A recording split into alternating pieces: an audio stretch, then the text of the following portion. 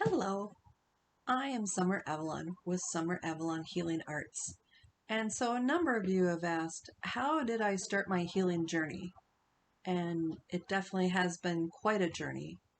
So most of my life, I have felt pretty disconnected from so many things. At a very young age, I would get really excited whenever there was a new kid in class because I thought maybe they could be my friend and maybe that feeling of disconnection would ease if I could find someone who I could connect with. And my family was fabulous. I had many good friends, but there was just always something that made me feel like I was alone. And I still feel that today, although the more I heal and connect with those energies, the less I feel disconnected, but it's still there.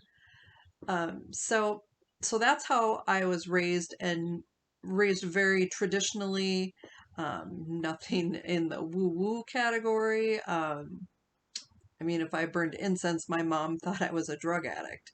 So yeah, so things just life went on, but I was always constantly exploring and trying to figure out if there was another way.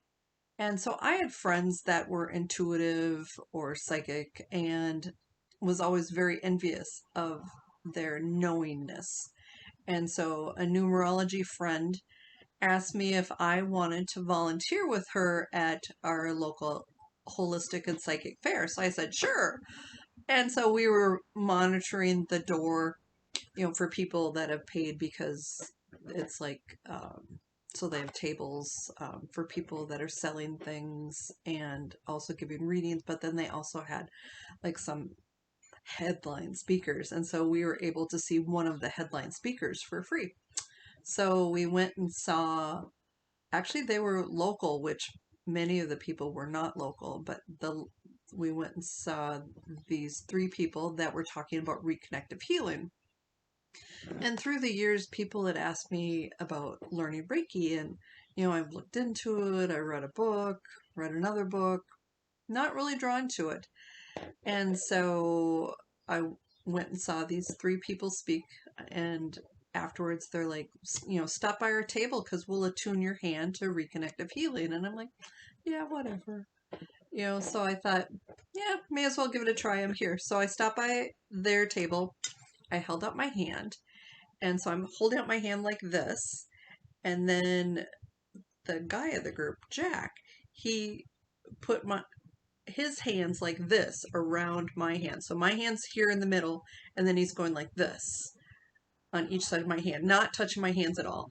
And all of a sudden, it was like fireworks were going off in the palm of my hand. So I'm like just in awe because things like that don't happen. And I'm like, I was just dumbfounded.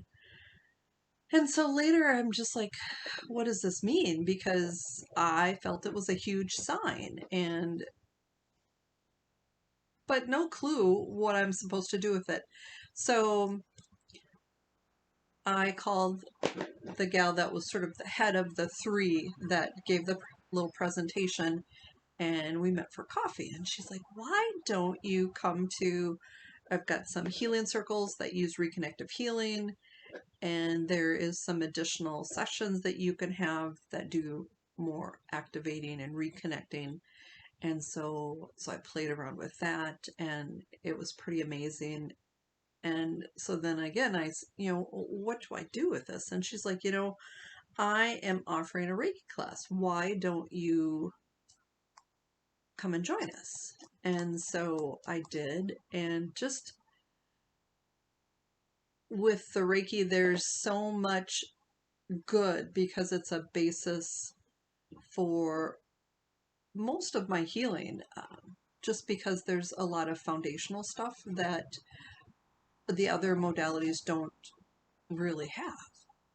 And so I think it was when I was going for my Reiki master training, and you had to have, I think, 50 hours to do the training. And so I I did sessions on all these people and they all said just really exciting, cool things.